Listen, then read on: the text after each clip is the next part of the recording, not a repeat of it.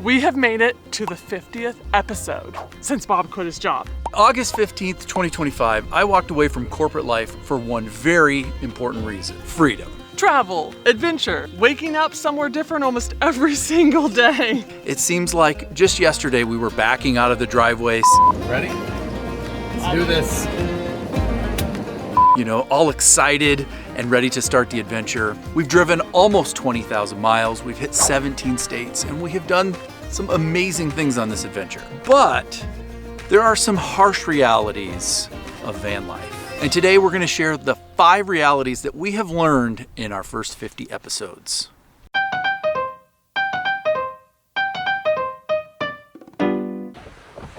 So you might be wondering where we're at. Well, here's our map that we got when we checked in. And we're actually on the scenic loop drive here at the Red Rock Canyon? I think so. Red Rocks, outside of Las Vegas. We are back in Mr. Lemon. Cue Bob crying. Yeah. No. We're happy to have a van.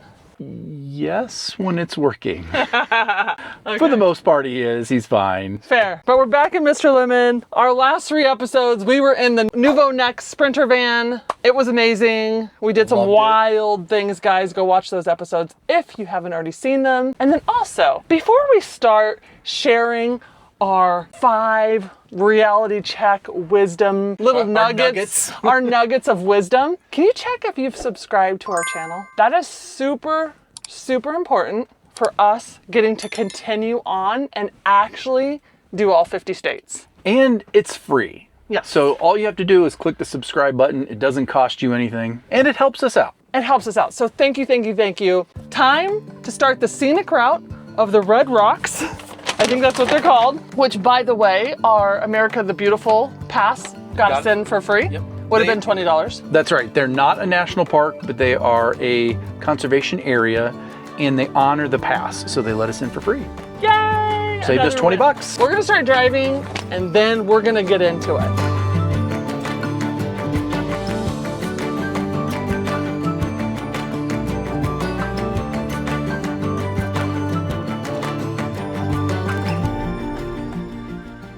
We're at the next stop. This is called... Here, so it's right here. I was like, why are you trying to read that? Sandstone. High Point Overlook.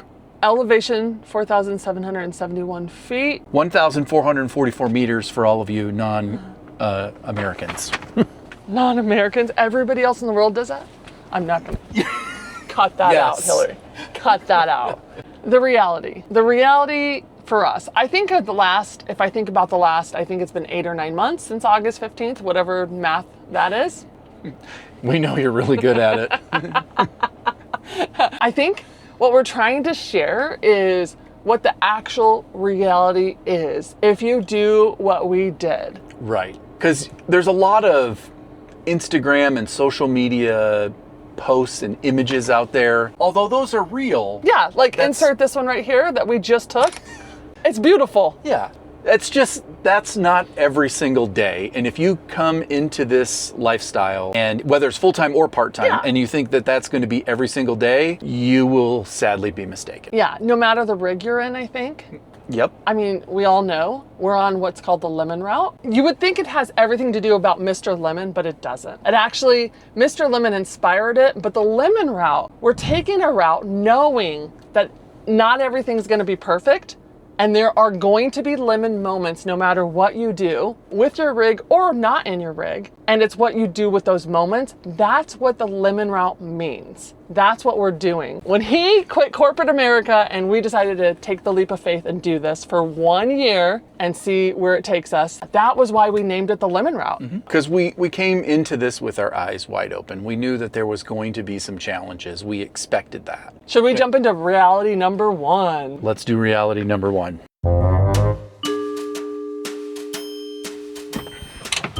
Reality number 1, the sleeping reality. If you travel like we do, you find yourself in a new place almost every night. And the reality is that it can be a real challenge to find a place to sleep. Now, there are going to be some amazing Instagram-worthy places that you can sleep. Sleeping next to the Pacific Ocean or next to the Gulf.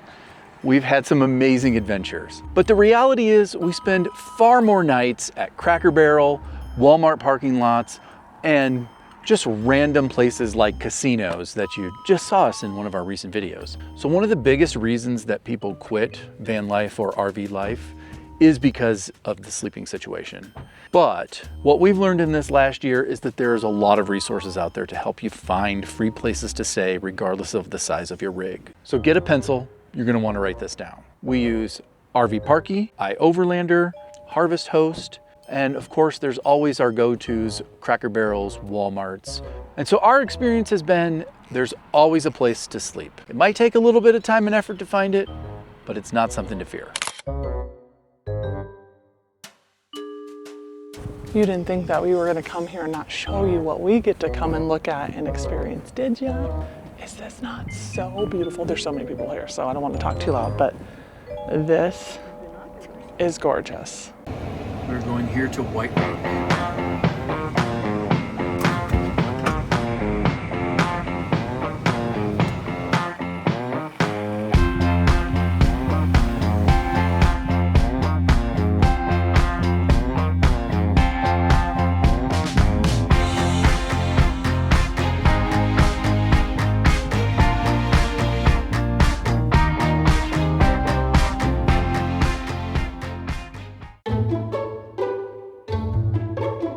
Reality number 2 is cost.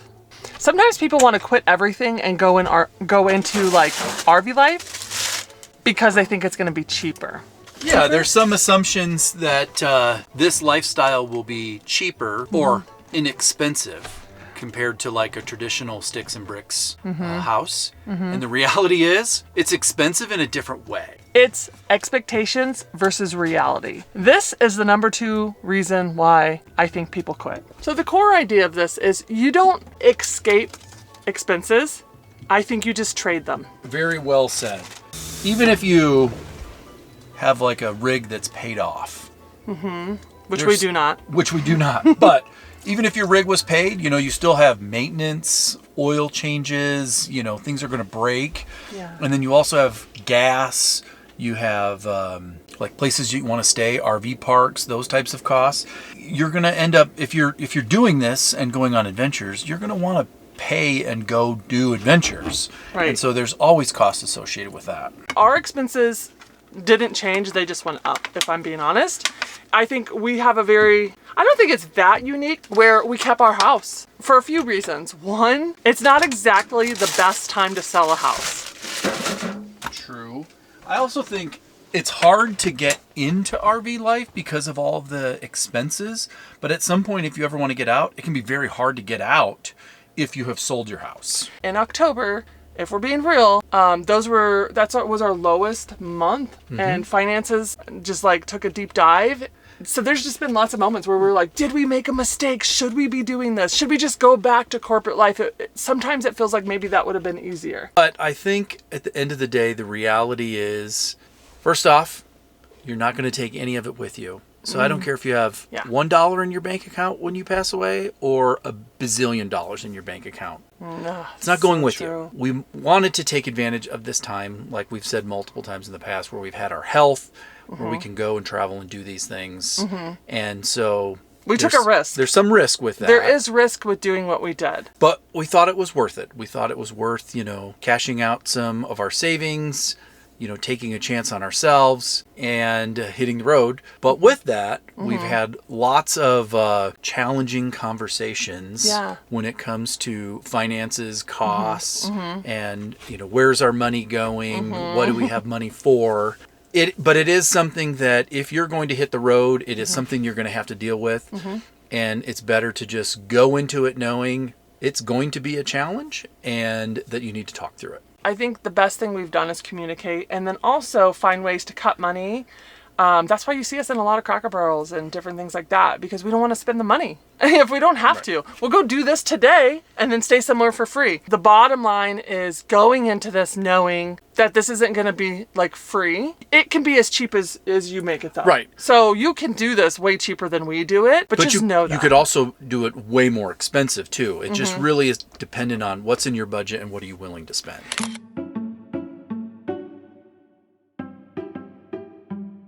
we're making a snack over here, guys. Here's the deal. This is where we're saving money. That's right. Instead of going out to eat, we're just gonna make our own. And I don't have a smaller knife. So I think ultimately, to wrap up reality number 2, cost, money, just communicate, go over your budget. I think also find your why. There's my why. Aww. Ready to use. Okay, this is gonna be the Bob special. Put a couple strawberries on there, blackberries in there, some bananas. Doesn't like whipped cream. I love whipped cream. This was a healthy snack. No longer. And there you go. Look at this. Look how amazing it is.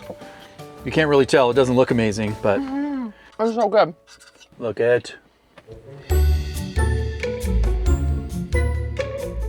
Reality number 3. We titled it Bathrooms and Showers. I think that's more our reality than every RVer's reality. To an extent, I do agree with you. This is our reality, but there are limitations regardless of the size of your rig, because you have a water tank that only has so much capacity. Oh, that's true. Unless you're at an RV park and then you're paying money and all sorts of things like that. Our reality when it comes to bathrooms and showers is that it's pretty limited. We take advantage of all of the restaurants we go to, rest stops, truck stops, all of those things to use, sorry, there's a fly, to use their bathroom.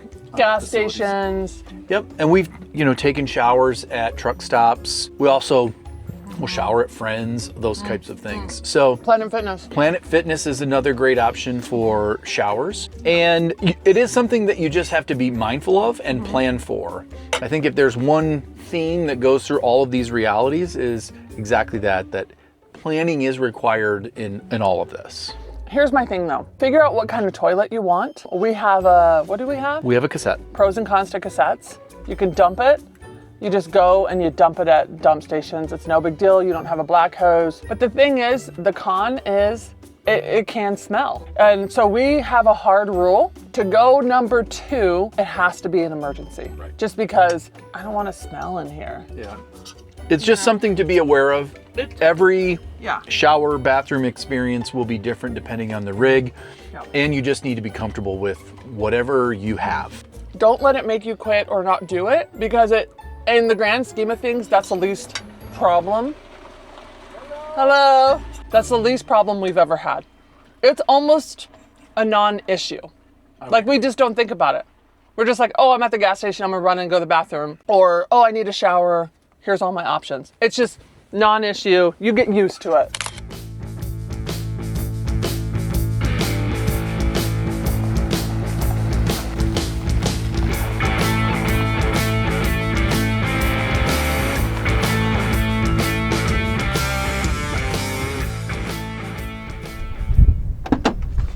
Oh, she's coming off. All right, reality number 4 is RV life safe.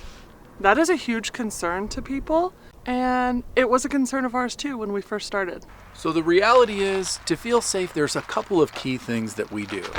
First and foremost, we do our research. We go onto some of the apps that we've mentioned and we read some of the reviews. That's a good baseline for trying to understand, is this area, safe? Is there something I need to be aware of? From there, I would say go with your gut. Sometimes you go into an area and you're like, this doesn't feel right. It may or may not be, but I would just find another place where you do feel more comfortable. So that's what we do to just kind of get started with trying to feel safe. For me personally, I had this concern at the beginning because we really hadn't, I don't know, when you look at a place and you go and you park in a parking lot, you kind of feel like, especially if there's no other RVs out there or in the parking lot, you kind of feel like, oh my gosh, we're exposed. What if somebody comes and knocks on the door or tries to break in? And so the next level of security we do is we try to stay under lights. So like you pull into any Walmart parking lot, go where there's light, make sure there's security cameras, just kind of do these little checks. And then also the one surprising thing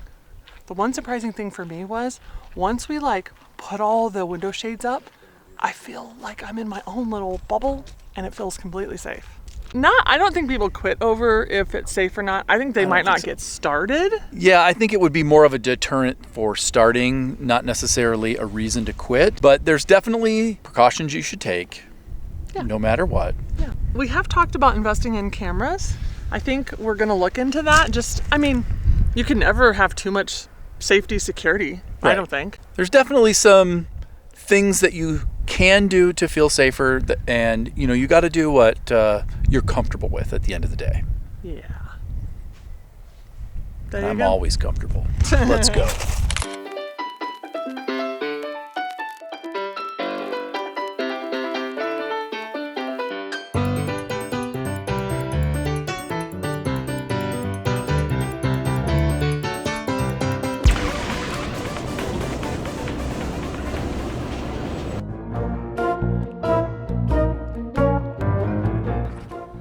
Okay, number 5. Oh God, almost blew a knee there. It's hard to. Why are you laughing at me? I'm gonna pee my pants because I felt like my hand made you. You did. You like, right as I was stepping down, it was like, and then you pushed on me all at the same time. It's like, I have to watch where I'm going. I'm gonna die. There's a big hill. The camera probably doesn't show it. Okay. No, there's definitely a ravine there. All right, number 5. What was it called? Reality, daily life? The reality of daily life. Daily life in an RV. If you want to do what we did, quit everything, jump in an RV and just go. And then decide that you need a lemon box and you need to make tons of rules for yourself and make it harder than it needed to be. Then yeah, do what we did. Make your own lemon box. Yeah, I wouldn't do that. I wouldn't recommend it. Actually, if you do make your own lemon box, can you tell us that and let us know what you're doing? Like, copy us. I think that's great. Oh wow. I have to watch the ground, guys. There's big boulders and I don't want to get hurt. But the reality versus expectations, I think the expectation is that it would feel like a vacation every single day. And there's moments when it does. We plan things out, we film videos, we go and do things. Oh, here's more people, hold on. All right, I think what we need to do Okay. is we're gonna have to stop because Why? I'm gonna blow a knee just trying to navigate these rocks, and they're probably sick of like looking at the side of my head because I know I would be. Okay, well let's stop right here. We're gonna stop right here. You stand here. Wow, he's so controlling. I'm gonna stand here so we get this beautiful background. I think the big thing that I was shocked by, and I think I've mentioned this before, is when you sign up for this lifestyle, you are signing up for constant decision making. Everything requires thought, whether it's where is the next gas station, how much gas do I have, but then it's also food, laundry, showers, bathrooms, how much capacity do I have in my tanks, you know, water. It just, the list goes on and on of all of the mundane things that you have to manage in order to keep you on the road. And I think that would be a big reason why people might quit RV life. Yep. Or decide to do something different because that can get tiring. It gets tiring. It's a lot of work. I think in the end though, it's worth it because obviously we'll do it. We're still doing it and we're going to keep doing it. But the reality is it is a lot of work to kind of keep track of all that. Yeah, but clearly we chose it, we're doing it. We don't want you to get scared off from doing it. No. We just wanted to do it's our 50th episode. Kind of was like a reality check where we were going through and having these conversations ourselves anyways. So we thought, well, why don't we bring you guys in on this? And maybe this can help you decide if you want to do something like we did. We had a heart-to-heart check in of okay, are we still wanting to do this? Is this still worth it? Are we still having fun? And yes, yes, and yes. Hold on, I think I saw I think I saw the bug. Rotate. Hold on. I was eating a bug. Lovely. I needed to switch arms. My left arm is about to fall off. So. Anyways, that's all we got really though. It's like our 50th day, or 50th day. Oh, it's not 50th day. 50th episode of the Lemon Route, not in general. We have 250 episodes. Go catch up on everything if you want to. Sometimes we share too much. Fair. It is what it is. I think we're gonna keep hiking. Yeah, let's just keep hiking. We'll enjoy some of this beautiful Pine Valley hike, I think is what it's called. We're in Vegas, clearly. We were in Vegas last week, and we are going to the Nuvo open house, which by the time you see this, it's over. Thank you to everyone who showed up and we got to meet. Always a fun time. Thank you to Nuvo for always inviting us because it always provides us an opportunity to meet you guys without us having to do all that work. Now I know we are gonna do one of these all by ourselves eventually. I think in the fall is when we're planning one more East Coast. So just start thinking about that. yeah, what we have coming up. I think we're telling you guys something pretty big. Yeah, there's gonna be we expect to have a big announcement. Yeah, but hint, we're not selling Mr. Lemon, in case you're worried about that.